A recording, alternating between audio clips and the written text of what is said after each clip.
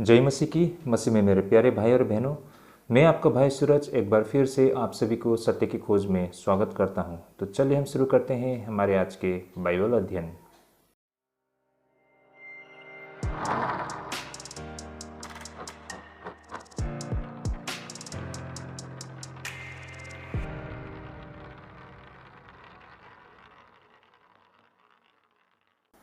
तो एक बार फिर से आप सभी का स्वागत है हमारे सत्य की खोज में। आइए चलिए हम शुरू करते हैं हमारे आज के बाइबल अध्ययन। तो भाई और बहनों, हमारा आज का जो बाइबल अध्ययन करने का रहेगा वो मत्ती रचित सुसमाचार 23 अध्याय 13 और 14 पद से रहेगा और विषय रहेगा दूसरों के लिए स्वर्ग के द्वार बंद करना। काफ़ी रोचक विषय रहेगा भाई और बहनों, अंत तक बने रहिएगा। हमारी पूरी कोशिश रहती है कि हम बिल्कुल व्यवहारिक शिक्षा आपके समक्ष रखें और साथ ही जब कभी भी इस वीडियो के माध्यम से हमारे बाइबल अध्ययन को देखते हैं तो अपने मन ही मन में ज़रूर प्रार्थना करें ताकि जो बाइबल अध्ययन हम करने जा रहे हैं उसे सही मायने में हम समझ पाएँ। और ये तभी संभव है जब प्रभु हमें प्रभुता करती है। तो भाई और बहनों, अंत तक बने रहिएगा। और इससे पहले कि जितने भी हमारे वीडियोस है, अगर आप उसे देखना चाहते हैं तो हमारे प्लेलिस्ट से देख पाएंगे। तो चलिए सबसे पहले हम वचन को पढ़ लेते हैं। तो वचन रहेगा मत्ती रचित सुसमाचार 23 अध्याय 13 और 14 पद। तो वचन यहाँ पर इस प्रकार लिखा है, हे कपटी शास्त्री और फरीसियों, तुम पर हाय, तुम मनुष्य के विरोध में स्वर्ग के द्वार बंद करते हो। ना तो आप ही उसमें प्रवेश करते हो और न उसमें प्रवेश करने वालों को प्रवेश करने देते हो। ओके, आमीन। तो जैसे कि आप सबने सुन ही लिया है, हमारे आज के विषय दूसरों के लिए स्वर्ग के द्वार बंद करना। यहाँ पर प्रभु यीशु मसीह उन शास्त्री फरीसियों को सिलसिले तौर पर उन्हें कपटी कह रहे हैं। जैसे कि यहाँ पर हम 13 पद में हम देख पाते हैं, हे कपटी शास्त्री और फरीसियों, तुम पर हाय। तो भाई और बहनों, यहाँ पर प्रभु यीशु मसीह उन्हें कपटी कह रहे हैं। अब ये कपटी, इसके मायने हमने पिछले बाइबल अध्ययन में भी देखी है। इन शास्त्री और फरीसियों को प्रभु यीशु मसीह उनके असलियत को उजागर करते हुए हमको दिखाई देती है और प्रभु यीशु मसीह उन्हें कपटी कहते हैं, क्योंकि कपटी का मतलब है हिपोक्रेट, है ना, जो अपने असलियत को मुखौटे लगाकर छिपाया करते हैं। कहने का तात्पर्य, वे बाहर से अपने आप को बिल्कुल शुद्ध और पवित्र दिखाना चाहते हैं, बिल्कुल धर्मी और पवित्र जन, लेकिन उसकी असलियत बिल्कुल इसके विपरीत। यही कारण भाई और बहनों, वास्तव में ये जैसे हैं वैसा बाहर नहीं दिखाते हैं। वे अपने असलियत को मुखौटों से ढांककर उसे छिपाते हैं। इसलिए प्रभु यीशु मसीह उन्हें कपटी कहते हैं, यानी कि हिपोक्रेट। तो भाई और बहनों, यहाँ पर प्रभु यीशु मसीह एक बार फिर से इन शास्त्री फरीसियों को उनकी असलियत को उजागर करते हुए उन्हें कपटी कहते हैं और उन पर कहते हैं कि तुम पर हाय। तो यहाँ पर प्रभु यीशु मसीह का ऐसा कहने का पीछे उनका मतलब ये था कि प्रभु यीशु मसीह उनके ये हरकत से लेकर ना, उनकी ये असलियत को देखकर प्रभु यीशु मसीह बहुत दुखी थे और साथ ही साथ प्रभु यीशु मसीह बेहद उन पर गुस्से भी थे, है ना। प्रभु यीशु मसीह उन पर बेहद नाराज थे। यही कारण प्रभु यीशु मसीह कहते हैं कि तुम पर हाय। तो हे कपटी शास्त्री और फरीसियों, तुम पर हाय, ऐसे कहते हुए उनकी असलियत को उजागर करते हुए हमको दिखाई पड़ती है।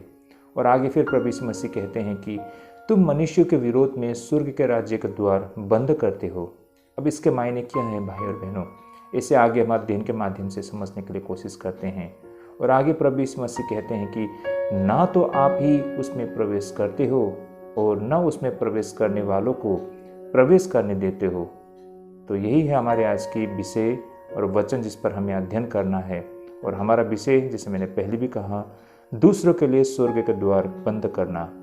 तो भाई और बहनों, देखा जाए तो नया नियम में अगर हम 13 से लेकर 26 पद में अगर हम देखते हैं तो सबसे भयानक और गंभीर तरह से फरीसियों की निंदा की गई है। यह बिल्कुल मसीह के क्रोध की गड़गड़ाहट को यहाँ पर प्रदर्शित करती है। यहाँ पर प्रभु यीशु द्वारा उन शास्त्रियों और फरीसियों के विरुद्ध 7 विपत्तियों की एक श्रृंखला को निर्देशित किया गया है। बाइबल के संशोधित संस्करण में, यानी कि रिवाइज स्टैंडर्ड वर्जन में, उन शास्त्रीय फरीसियों के लिए तुम पर हाय से शुरू होती है। जैसे कि मैंने कहा पहले भी, तुम पर हाय, ये दिखाता है कि प्रभु यीशु मसीह उन पर बेहद क्रोधित है और बेहद दुखी है। और ये दोनों चीज़ उन शास्त्री और फरीसियों में दिखाई देती है। यही कारण प्रभु यीशु मसीह उनके विषय में ये कहते हैं कि हाय तुम पर हाय, है ना। तो भाई और बहनों, यहाँ पर धार्मिकता की क्रोध है। इन शब्दों में, इन बयान में हमें दिखाई देती है कि प्रभु यीशु मसीह के द्वारा धार्मिकता की क्रोध, लेकिन यह प्रेम से उपजा हुआ हृदय की क्रोध है। अब हम देख पाते हैं कि यहाँ पर बार बार पाखंड शब्द सामने आती हुई हमको दिखाई पड़ती है। मूल रूप से यह एक यूनानी शब्द है जिसका मतलब बनता है हिपोक्रेटस, यानी कि हिंदी में हम कपटी भी कहते हैं। उसका अर्थ था उत्तर देने वाला, एक ढोंग करने वाला, जो एक भूमिका निभा रहा है, जो अपनी सच्ची भावनाओं को ढकने के लिए एक मुखौटा पहनता है, जो बाहर से कुछ और ही प्रदर्शन करता है जबकि उसके विचार और भावनाएं उसमें बेहद अलग होती है। धर्म के मामले में उनका पूरा विचार बाहरी रीति रिवाजों से भरा पड़ा था। अपने तावीज़ों को चौड़े करना और अपने वस्त्रों को कोरे बढ़ाना, व्यवस्था के नियमों और विनियमों का सावधानीपूर्वक पालन करना मात्र था, लेकिन उनके दिलों में कटुता और ईर्ष्या और अभिमान और अहंकार से भरा पड़ा था। भाई और बहनों, यीशु के लिए ये शास्त्री फरीसी ऐसे लोग थे जिन्होंने विस्तृत भक्ति के मुखौटे के नीचे उन हृदयों को छुपाया हुआ था जिसमें सबसे अधिक ईर्ष्या रहित भावनाएं दिखती है। भाई और बहनों, इस मामले पर ऐसा माना जाता है कि प्रभु यीशु मसीह की एक अलिखित कहावत थे जो कहती है कि राज्य की कुंजी उन्होंने छिपाई, यानी कि इन शास्त्री फरीसियों ने राज्य की कुंजी आम लोगों से छिपाई थी। तो इस तरह भाई और बहनों, प्रभु यीशु मसीह का इन शास्त्री और फरीसियों पर, जो कि हम 14 पद में देख पाते हैं, तुम मनुष्य के विरोध में स्वर्ग के राज्य का द्वार बंद करते हो, ना तो आप ही उसमें प्रवेश करते हो और ना उसमें प्रवेश करने वालों को प्रवेश करने देते हो। लेकिन यहाँ पर प्रभु यीशु मसीह का इन आरोपों से उनका क्या मतलब था? भाई और बहनों, इसी पर आज हमें चर्चा करना है। हमने पहले भी देखा है कि मत्ती रचित सुसमाचार 6 अध्याय 10 पद में राज्य के विषय में सोचने का सबसे अच्छे तरीके को हमें दिखाई देती है। इसे पृथ्वी पर एक ऐसे समाज के रूप में देखा जाता है जहां परमेश्वर की इच्छा अच्छी तरह से पूरी होती है, जैसे कि स्वर्ग में पूरी होती है। आइए मैं इन वचनों को पढ़ना चाहूँगा। मत्ती रचित सुसमाचार 6 अध्याय 10 पद, तेरा राज्य आए, तेरी इच्छा जैसी स्वर्ग में पूरी होती है वैसे इस पृथ्वी पर भी हो। ओके, आमेन। तो भाई और बहनों, इन वचनों को हमने अपने जीवन में कईयों दफ़े हमने कहे होंगे, है ना। ये वचन को प्रभु यीशु मसीह द्वारा अपने शिष्यों को दी गई थी। ये एक प्रार्थना और ऐसी प्रार्थना है जिसे हम हर दिन अपने जीवन में किया करते हैं।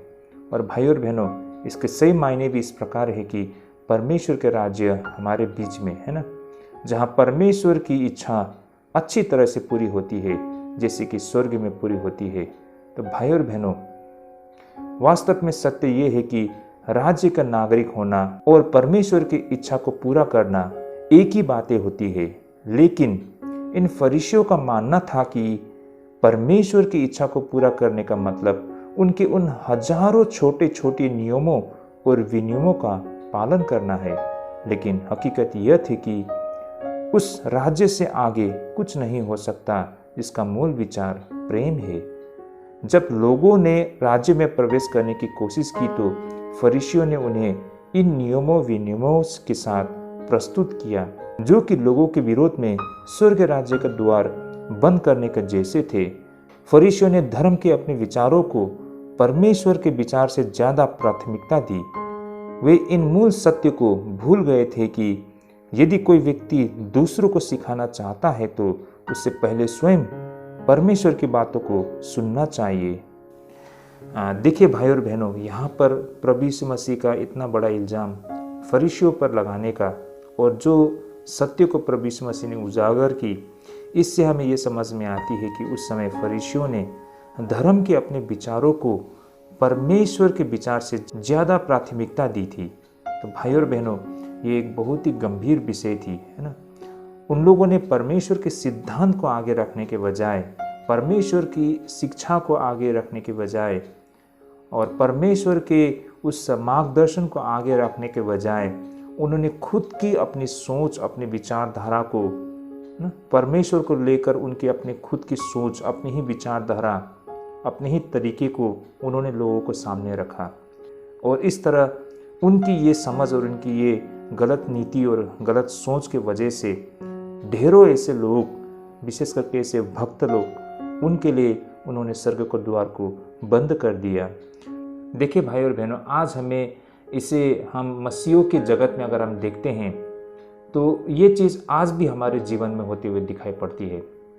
ऐसे बहुत सारे जो हमारे प्रचारक है ना, या फिर जो प्रीचर्स लोग होते हैं या फिर सुसमाचार प्रचारक होते हैं, हमने उनमें देखा है इन सारी चीज़ों को कि किस तरह वे लोग उन्हें परमेश्वर के मार्ग में लाने के बजाय वे उनके लिए स्वर्ग का द्वार को बंद कर रहे हैं।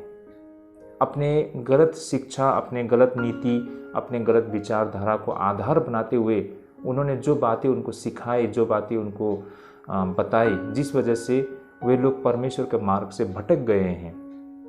आज देखिए दुनिया में इतने सारे डिनोमिनेशंस है ना, इतने सारे विचारधारा, हर कोई व्यक्ति अपने एक सोच को लेकर एक नया रास्ता पकड़ लेता है और इस तरह बहुत सारे लोग उसके समर्थन में निकल पड़ते हैं और इस तरह से एक नया डिनोमिनेशन का शुरुआत होते हुए हमको दिखाई पड़ती है। लेकिन कहाँ तक उसकी सोच और उसकी समझ मतलब बिल्कुल परमेश्वर की इच्छा के तहत है, ये एक बहुत बड़ा प्रश्न चिन्ह इस पर हमें लगता है भाई और बहनों।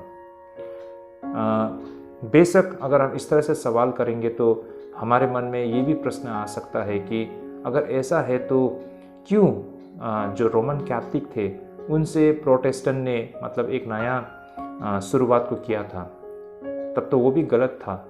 नहीं भाई और बहनों, उसमें और इसमें आज बहुत अंतर है भाई और बहनों। देखिए भाई और बहनों, वो जो कुछ हुआ था उसमें परमेश्वर का एक बहुत बड़ा कार्य था, है ना। परमेश्वर के कार्य को सही मार्ग में आगे लाने के लिए वो सारे घटना घटी थी। लेकिन आज के ज़माने में जो हर कोई एक इंडिविजुअल अपना खुद का इनिशिएटिव लेके अपने खुद की सोच और अपनी विचारधारा को जिस तरह से रख रहे हैं, उससे हर एक इंडिविजुअल के जीवन में बहुत बड़ा फर्क पड़ रहा है भाई और बहनों। और यही कारण ऐसे लोग स्वर्ग राज्य के द्वार को बंद करते हुए हमको दिखाई पड़ती है। भाई और बहनों, ये बहुत बड़ी हकीकत है। इसलिए आज ऐसे बहुत सारा प्रचारक लोग हैं, प्रीचर्स लोग हैं, इवन लोकल चर्च लेवल में ना, स्थानीय कलीसिया के स्तर में भी ऐसे बहुत सारे प्रचारक लोग होते हैं जो बिना सोचे समझे एक वचन को पढ़ते हैं और उस पर अपने ही विचारधारा से जो मन में आता है वही बोल डालते हैं, है ना। लेकिन इसको सुनने वाले इसे किस तरह लेते हैं और उसके जीवन में इससे कितना फर्क पड़ता है, उसको इससे कोई मतलब नहीं है भाई और बहनों। यही कारण है कि हमें परमेश्वर के वचन को आधार बनाते हुए या फिर परमेश्वर के बिहाफ में कुछ भी कहते हुए हमें 100 बार सोचनी पड़ती है और उसे मतलब जब तक परमेश्वर से प्रभुता नहीं मिलती है तब तक हमें उन बातों को मतलब पूरी दृढ़ता से हमें यूं ही नहीं बोलना चाहिए। हमेशा हमें पहले अध्ययन करना पड़ता है, उस विषय में हमें जानना और समझना पड़ता है, तब जाके हमें उन बातों को रखना पड़ता है। ऐसा नहीं है कि आप एक वचन कहीं से भी पढ़ लो और उसमें कहीं भी कोई भी बात उसको जोड़ते हुए मतलब एक मतलब होता है ना, एक रबर की तरह उसको खींच के इतना लंबा बना देना, ऐसा हमें नहीं करना है भाई और बहनों। बल्कि उस वचन के वास्तविक मायने को हमें लोगों के सामने रखना पड़ता है। तो इन सारी बातों को हमें बेहद ख्याल रखना पड़ता है भाई और बहनों। जैसे कि हम यहाँ से और भी कुछ ऐसे बातों को हम समझ सकते हैं। यदि कोई व्यक्ति दूसरों को सिखाना चाहते हैं तो उससे पहले स्वयं परमेश्वर की बातों को सुनना चाहिए, और ये बहुत ही मतलब महत्वपूर्ण है भाई और बहनों। आज ऐसा हो चुका है कि हर कोई व्यक्ति मतलब वो सीखना नहीं चाहते हैं, परमेश्वर से वो सुनना नहीं चाहते हैं, परमेश्वर की इच्छा को जानना नहीं चाहते हैं। लेकिन थोड़ा बहुत उसने जो बाइबल पढ़ी है उससे उसने जो ऊपर ऊपर जो थोड़ा बहुत समझा है, अब बस वही चीज़ लेकर वो लोगों को सुनाना चाहते हैं, लोगों को सिखाना चाहते हैं। हर कोई शिक्षक बनना चाहते हैं। ये बहुत ही गंभीर विषय है भाई और बहनों, ऐसा नहीं होना चाहिए।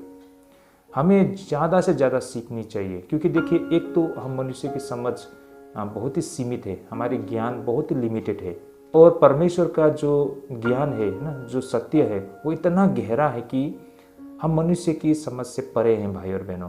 हम जितने भी थियोलॉजी पढ़ ले ना, जितनी भी बड़ी डिग्री हम ले ले, वो इनसफिशिएंट है भाई और बहनों। परमेश्वर के ज्ञान के सामने वो कुछ भी नहीं है। हम जितना परमेश्वर के विषय में जानते हैं ना, वो मतलब कुछ भी नहीं है भाई और बहनों। तो यही कारण हमें इस तरह से व्यवहार नहीं करना चाहिए कि जैसे कि हमने सब कुछ जान लिया। बहुत लोगों को लगता है कि उसने बाइबल उत्पत्ति से लेकर प्रकाशित वाक्य तक पढ़ लिया है तो उसने सब कुछ जान लिया है, परमेश्वर के विषय में सब कुछ जान लिया है। यह दिखाता है कि वो व्यक्ति कितना मूर्ख है भाई और बहनों, सही मायने में। क्योंकि अगर वो सोचता है कि उत्पत्ति से लेकर प्रकाशित वाक्य तक पढ़ के उसने परमेश्वर के विषय में जान लिया है, तो इसका मतलब है कि वो परमेश्वर के विषय में कुछ भी नहीं जानता है भाई और बहनों। अगर वो जानता होता तो इस तरह की बात या इस तरह की विचार उसके मन में नहीं आती। परमेश्वर के सत्य इतना गहरा है कि हम जस्ट इमेजिन भी नहीं कर सकते हैं भाई और बहनों।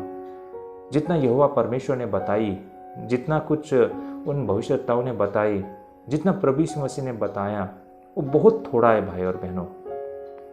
सच्चाई इतना गहरा है कि हमारी समझ से परे हैं। तो यही कारण है भाई और बहनों, हम जितना सीखेंगे, जितना पढ़ेंगे वचन को, जितना सुनेंगे, जितना अध्ययन करेंगे और इसे अभ्यास में लाएंगे, तभी जाके हमें पवित्र आत्मा जब प्रभुता करता है तो हमें एहसास होता है, हमें महसूस होता है ना, हमें वो ज्ञान प्राप्त होती है। उसी आधार पर हम ये सारे समझ दूसरों से साझा करते हैं।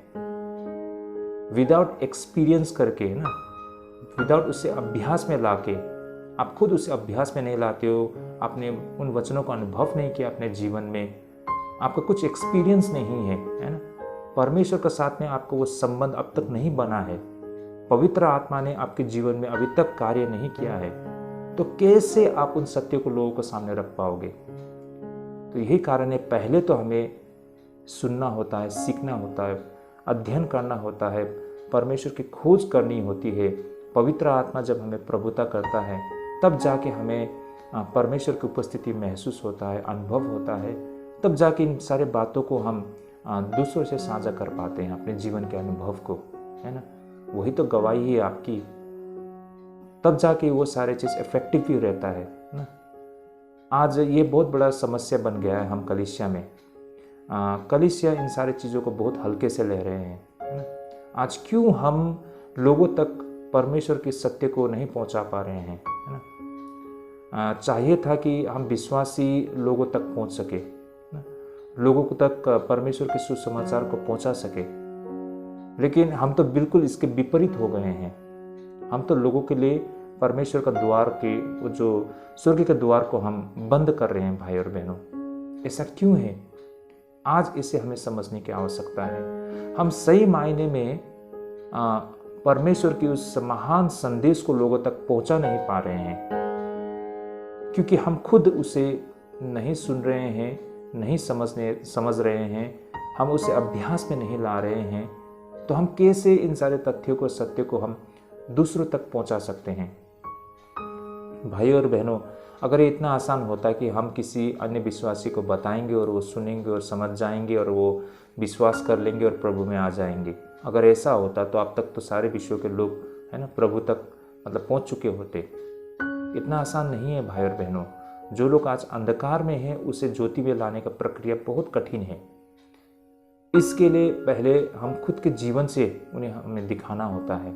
प्रचार हमारे खुद के जीवन से हमें दिखाना होता है, हमारे मुंह से सिर्फ कहने से नहीं होता है भाई और बहनों। हमारे खुद के जीवन से उन तक पहुंचना होता है, जो कि आज हम नहीं कर रहे हैं। हम जो बोल रहे हैं हम खुद वो नहीं कर रहे हैं। तो यही तो एक कारण बन रहा है कि स्वर्ग राज्य का द्वार बंद करने का भाई और बहनों। इसे बहुत गंभीरता से हमें लेना होगा। हम यूं ही मतलब हमने वचन पढ़ा है और हम खुद ही मतलब इसे इतने हल्के से लेते हैं और हम हर कोई मतलब इसे इतने हल्के से लोगों तक रखने के लिए कोशिश करते हैं तो हम लोगों तक नहीं पहुंच पाएंगे। हर इंसान का समस्या अलग अलग होती है, हर इंसान की समझ अलग अलग होती है ना। उन तक पहुंचना ये इतनी आसान बातें नहीं है भाई और बहनों। हम कहीं से भी कुछ भी उठा के उनके सामने रख देंगे और वो उसे ले लेंगे, ऐसा नहीं है। तो ये सारी बातें हमने आज इस बाइबल अध्ययन से समझा है। तो भाई और बहनों, किसी भी शिक्षक या उपदेशक के सामने सबसे बड़ी खतरा ये है कि वो अपने पूर्वग्रह को सार्वभौमिक सिद्धांतों में स्थापित कर लेता है और फिर अपने ही विचारों और समझ को परमेश्वर के सत्य के बदले में खड़ा कर लेता है। ये कितनी गंभीर विषय है भाई और बहनों। यही कुछ तो उस समय फरीसियों ने की थी, है ना। उन सत्य के बदले में उन्होंने अपने ही विचारधारा को एक सत्य के रूप में रखा। उन्होंने परमेश्वर को नहीं रखा बल्कि अपने आप को रखा। ये कितनी भयानक बातें हैं। आज ये सारे चीज हमारे बीच में भी होते हुए हमको दिखाई पड़ती है। लोग परमेश्वर के उस सत्य को आगे रखने के बजाय अपने खुद की सोच को आगे रखते हैं, है ना। परमेश्वर के सत्य के बदले में वो खुद की समझ को खड़ा कर बैठते हैं। ऐसा लगता है कि वो खुद परमेश्वर हो गया है। परमेश्वर के नाम लेकर वो खुद परमेश्वर बन चुका है। वो परमेश्वर की सोच को नहीं बल्कि अपनी ही सोच को वो आगे रख रहा है। हो सकता है उसका सोच अलग हो, उसके विचारधारा अलग हो, है ना, उसकी समझ अलग हो, लेकिन वो सत्य नहीं है भाई और बहनों। सत्य सिर्फ परमेश्वर ही हमें बता सकती है। सत्य सिर्फ परमेश्वर ही है और सत्य सिर्फ परमेश्वर ही दे सकता है। मनुष्य के पास सत्य नहीं है भाई और बहनों। हम मनुष्य सत्य नहीं बता सकते हैं। तो अगर हम अपने ही सोच को लेकर हम परमेश्वर के विषय में परिभाषा देते हैं तो ये गलत होगा भाई और बहनों। हम यहाँ पर अपने आप को रखने के लिए नहीं आए हैं बल्कि हमें परमेश्वर को हमें आगे रखने के लिए हम यहाँ पर आए हैं। और ये चीज़ आज हम विशेष करके उन प्रचारक लोगों के बीच में हमें दिखाई पड़ती है। जब वे चर्च में पुलपिट पर प्रचार करने के लिए वो खड़े होते हैं तो हमें दिखाई देता है कि वे एक दो वचन को लेते हैं और यहाँ वहाँ से उदाहरण देते हैं और वो अपने ही समझ के आधार में वो बोलते रहते हैं, बताते रहते हैं। लेकिन वास्तव में वो वचन के जो पृष्ठभूमि क्या है ना, किस आधार पर वो वचन कहा गया है, किस संदर्भ में बताया गया है, उसमें परमेश्वर की क्या इच्छा है, परमेश्वर का वो वचन कहने के पीछे क्या उद्देश्य है, ये सारे बातों को दरकिनार करके उसने जो समझा उसी बातों को ही वो मतलब लोगों को सामने रखते हैं। अगर कोई व्यक्ति उसकी बातों को सच मान ले तो भाई और बहनों वो तो फिर गलत शिक्षा की ओर मतलब आगे बढ़ चुका है ना। और इस तरह से वो व्यक्ति उस व्यक्ति के लिए, है ना, स्वर्ग के द्वार को बंद कर रहा है। तो ये बातें यहाँ पर प्रभु यीशु मसीह उन फरीसियों के विषय में कह रहे हैं। और ये चीज़ आज भी हमारे बीच में हमें ये सारी चीज़ें दिखाई देती है। और इसमें से बहुत सारे लोग अनजाने में ये सारी चीज़ कर रहे हैं और बहुत सारे लोग ऐसे भी हैं जो जानबूझकर अपने फ़ायदे के लिए, है ना, लोगों को अपनी ओर आकर्षित करने के लिए या फिर अपने काम निकालने के लिए या फिर अपने तरीके से मैनिपुलेट करने के लिए वो अपनी बातों को इस तरह से रखते हैं। ये बहुत गलत है भाई और बहनों। तो इस तरह अपने ही विचारों और समझ को परमेश्वर के सत्य के बदले वे खड़ा कर लेते हैं। और इस तरह जब वह ऐसा करता है तो वह मार्गदर्शक नहीं बल्कि वह तो रुकावट खड़ा करने वाला बन जाता है स्वर्गीय राज्य के लिए। अंततः वह स्वयं को गुमराह कर रहा है और दूसरों को भी गुमराह कर रहा है स्वर्ग के राज्य में प्रवेश करने से, है ना। तो भाई और बहनों, आज आप और हमें भी एक दूसरे को परखने की आवश्यकता है कि हम कहाँ पर हैं। जब हम परमेश्वर के वचन लेके हम अपने भाइयों और बहनों के बीच में खड़े होते हैं तो हमें अपने आप को जांचना होता है, हमें परखना होता है कि मैं जो बातें बता रहा हूँ क्या ये मेरी अपनी ही खुद की अपनी ही सोच है, क्या मैंने अपने ही जो अनुभव से मतलब उन बातों को लेकर अपने ही लॉजिक, अपनी फिलोसफी को हम क्या बता रहे हैं क्या, है ना। भाई और बहनों, हमें अपनी फिलोसफी को, अपने लॉजिक को यहाँ पर हमें नहीं रखना है भाई और बहनों, बल्कि परमेश्वर के उस महान सत्य को लोगों के सामने रखना है। इसलिए हम यहाँ पर खड़े हुए हैं। तो आगे से इन सारी बातों का हमें ख्याल रखना है भाई और बहनों, वरना मेरी जो शिक्षा के वजह से किसी एक के जीवन बर्बाद हो सकता है ना। किसी एक व्यक्ति को बहुत बड़ा नुकसान पहुंच सकता है, कलीसिया में नुकसान पहुंच सकता है, परिवार में नुकसान पहुंच सकता है ना। तो यही कारण है कि मतलब हम कुछ भी कहे या कुछ भी मतलब बताने जा रहे हैं या सिखाने जा रहे हैं, उसमें बहुत गंभीरता से हमें मतलब लेना चाहिए। इसे हमें हल्के में नहीं लेना चाहिए। छोटे बच्चे को जब हम संडे स्कूल लेते हैं, चाहे वो छोटे बच्चे हो या महिलाओं के बीच में हो या जवानों के बीच में हो या कलीसिया में, है ना, तो इन सारे बातों का हमें ख्याल रखना है। छोटी सी छोटी बातों में हमें परमेश्वर की शिक्षा को लेकर बेहद गंभीर होना है भाई और बहनों, है ना। बहुत ही सेंसिटिव होना है भाई और बहनों। ये अति पवित्र है। ये संसार की मतलब कोई ऐसी बातें नहीं है जिस पर हम भाषण दे रहे हैं ना। ये परमेश्वर के विषय में, है ना, परमेश्वर के सत्य को आधार बनाते हुए आप गवाही दे रहे हैं। इसे हम बिल्कुल हल्के से नहीं लेना चाहिए भाई और बहनों। जैसा मन में आता है वैसा नहीं कहना चाहिए, लेकिन हमें बार बार ये सोचना चाहिए कि कहीं मैं उस धार्मिकता के खिलाफ, उस पवित्रता के खिलाफ खड़ा तो नहीं हो गया हूँ, है ना। जो मैं बातें बता रहा हूँ, क्या ये परमेश्वर की इच्छा है? क्या यही परमेश्वर ने बताई है? इन सारे बातों को हमें ख्याल रखने की आवश्यकता है। आगे से भाई और बहनों, जब कभी भी आपको परमेश्वर के लिए, है ना, वचन को रखना होता है अपने भाई और बहनों के बीच में, तो पूरी निष्ठा के साथ, ईमानदारी के साथ आप अध्ययन कीजिए और अपने सारबोन जो होते हैं, है ना, जो प्रवचन आप देने जा रहे हैं, उसे तैयार कीजिए, ताकि हम सही मायने में परमेश्वर की इच्छा को रख सके, ना कि हमारे खुद की सोच और विचारधारा को। तो ये बातें आज के इस बाइबल अध्ययन से आप और हमारे लिए सीखने के लिए भाई और बहनों। तो आज के लिए हम इतने ही में स्थगित करते हैं। मैं आशा करता हूँ हमने जो सीखा और समझा है ये हमारे आत्मिक जीवन के लिए ढेरों लाभदायक होगी। अगले दफ़े भी जरूर जुड़िएगा। परमेश्वर आप सभी को अगुवाई करे और परमेश्वर आप सभी को ढेरों आशीष करे। जय मसीह की।